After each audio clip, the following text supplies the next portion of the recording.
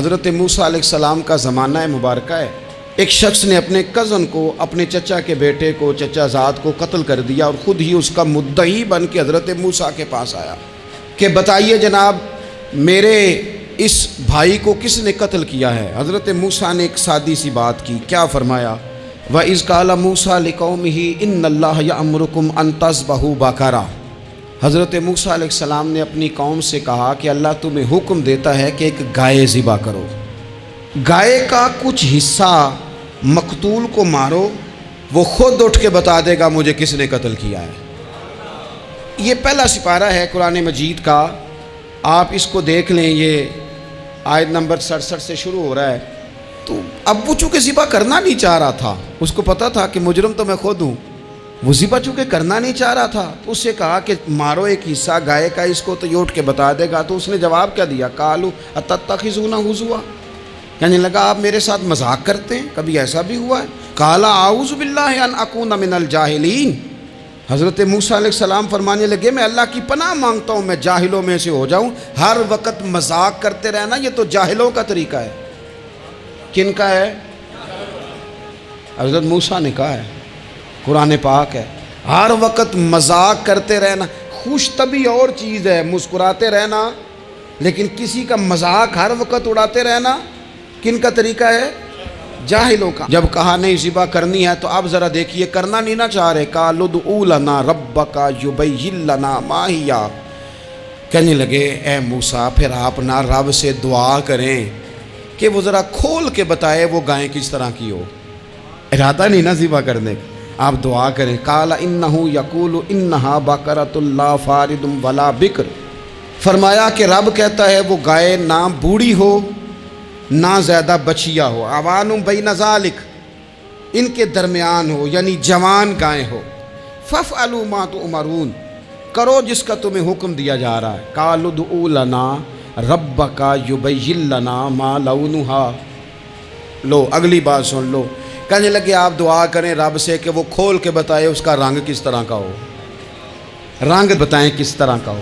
قال انہ یقول انہا بقرۃ صفراء، فرمایا رب فرماتا ہے کہ صفراء رنگ کی ہو، یعنی گہرے زرد رنگ کی ہو۔ یہ رب فرماتا ہے اس طرح کی گائے ذبح کرو۔ فاقع لونھا تسر الناظرین، اور جب کوئی اسے دیکھے تو اسے اچھا بھی لگے، آنکھوں کو اچھی لگے وہ گائے، اس طرح کی گائیں ذبح کرو۔ لو اتنی باتیں بتا دی۔ قالوا ادع لنا ربک یبین لنا ما ہی، کہنے لگے نہیں آپ پھر دعا کریں اللہ ذرا کھول کے بتائے گائیں کس طرح کی ہو۔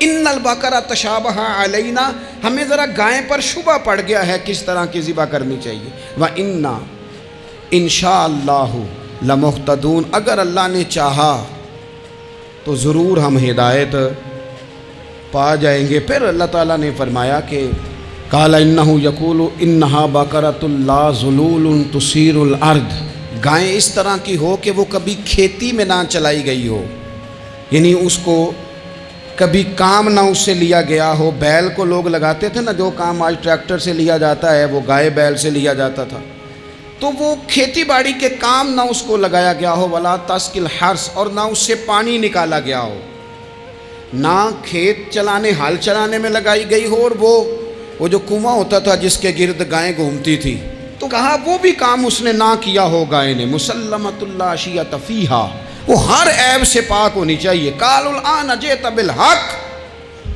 اب کہنے لگے اب آپ صحیح بات لے کے آئے ہیں، اب سوال ختم ہو گئے نا، کہنے لگے اب آپ بات فذبحوہا، انہوں نے ذبح کر دی۔ وما کادوا یفعلون، پر ایسا کرتے نظر آتے، لگتا نہیں تھا کریں گے ذبح پر ذبح۔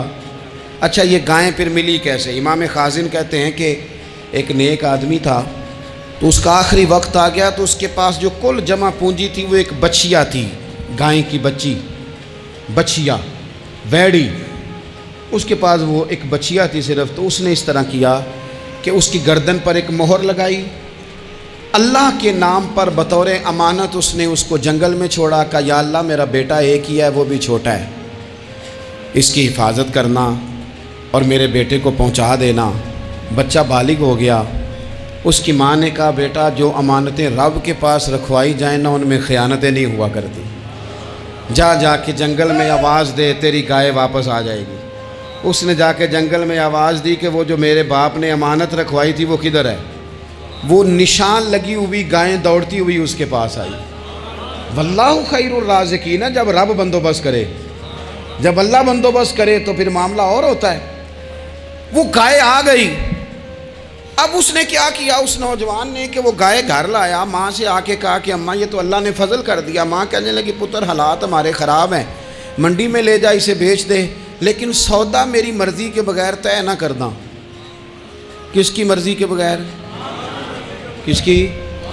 اماں کی مرضی۔ اور سنو یار، تھے کچھ لوگ جن کو لوگوں نے تانے بھی دیے کہ تم ماں کے پیچھے لگ گیا ہے، لوگوں نے بڑا کچھ کہا، پر جو ماں کی مرضی پہ لگیں ناکام نہیں ہوتے زندگی میں۔ یہ دیکھو ماں کی مرضی پہ لگا۔ اس کی قیمت کتنی تھی گائے کی؟ بڑی مہنگی تھی، پر 3 دینار کی تھی۔ منڈی میں لے گیا، 3 دینار اس کی قیمت لگ گئی۔ تو ماں نے کہا تھا میری مرضی کے بغیر سودا نہ کرنا۔ اب بچے تو نہیں نہ مانتے، اماں کو کیا پتا باہر بزنس کیا ہے، لین دین کیا ہے، پر ماں نے کہا تھا میری مرضی۔ بندہ دے رہا ہے اسے 3 دینار، اس نے کہا جی میں نے طے تب کرنا ہے، ڈن تب کرنا ہے، پہلے اماں سے پوچھنا ہے۔ گھر جا کے اماں سے پوچھا، اماں کہنے لگی دے دے۔ واپس آیا تو اس نے کہا کہ میں 6 دینار دیتا ہوں پر میری شرط ہے، ماں سے نہیں پوچھنا۔ اس نے کہا تو 12 بھی دے، ڈن تب بھی ہونا ہے جب اماں نے کہنا ہے۔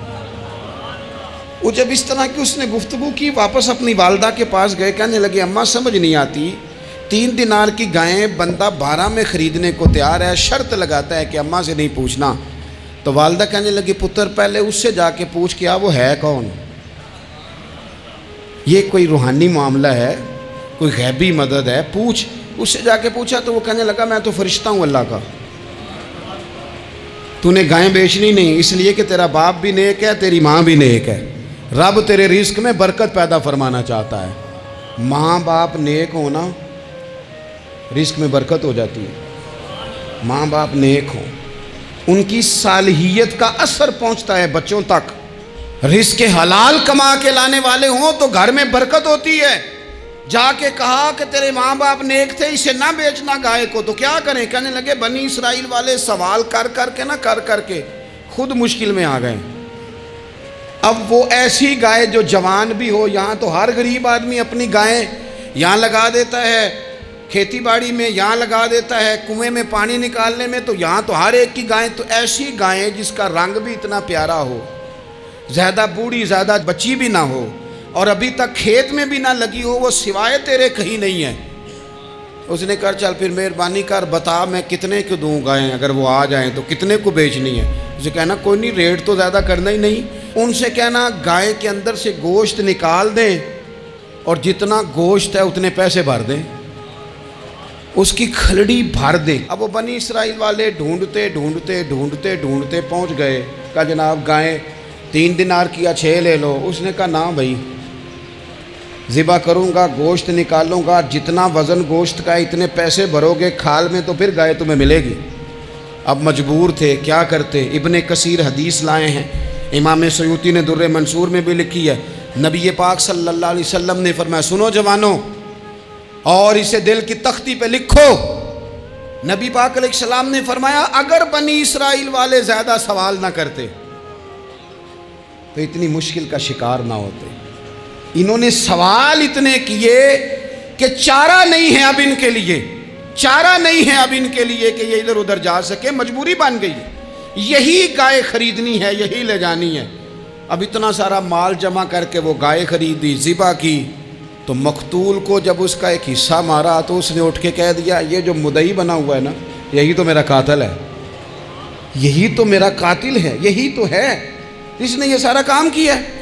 تو زیادہ سوالات کرنا، بہت زیادہ سوالات کرنا، ہر وقت بحث میں رہنا، نبی پاک صلی اللہ تعالیٰ علیہ وسلم نے منع فرمایا، اور میرے رسول پاک علیہ الصلاۃ والسلام نے فرمایا یاد رکھو 3 چیزوں سے ہمیشہ بچو، بخاری مسلم میں موجود ہے۔ ایک تو فرمایا کثرت کیلو کال سے بچو، زیادہ بحثیں نہ کرو، اور دوسرا حضور علیہ الصلاۃ والسلام نے فرمایا مال کو ضائع کرنے سے بچو، اور تیسرا فرمایا زیادہ سوال نہ کیا کرو، زیادہ سوال نہ کیا کرو۔ ایک مقام پہ نبی پاک علیہ السلام نے فرمایا حج فرض ہے، ایک صاحب نے اٹھ کے پوچھا حضور ہر سال؟ حضور خاموش ہو گئے۔ پھر پوچھا حضور ہر سال؟ سرکار خاموش ہو گئے۔ تیسری بار پھر پوچھا حضور ہر سال؟ نبی پاک علیہ السلام نے فرمایا زیادہ سوال نہ کیا کرو، میرے منہ سے نکل جاتا نا ہر سال فرض ہے تو رب نے ہر سال فرض کر دینا تھا، تمہارے لیے مشکل ہوتی۔ اور فرمایا جس چیز کے لیے میں تمہیں حکم دوں وہ کر دیا کرو، اور جس چیز میں تمہیں آزاد کر دوں اس میں آزاد ہو جایا کرو، زیادہ باریکیوں میں نہ جایا کرو۔ جن لوگوں نے بھی باریک بن کے چیزیں ڈسکس کرنی چاہی نا، الجھ گئے، تنگ آ گئے۔ اور جو کسی ایک دروازے کے فقیر تھے، ایک دروازے کے فقیر تھے، ایک دروازے کے فقیر تھے، کسی ایک راہ سے خیرات لیتے تھے، زیادہ الجھاؤ نہیں پیدا کیا انہوں نے۔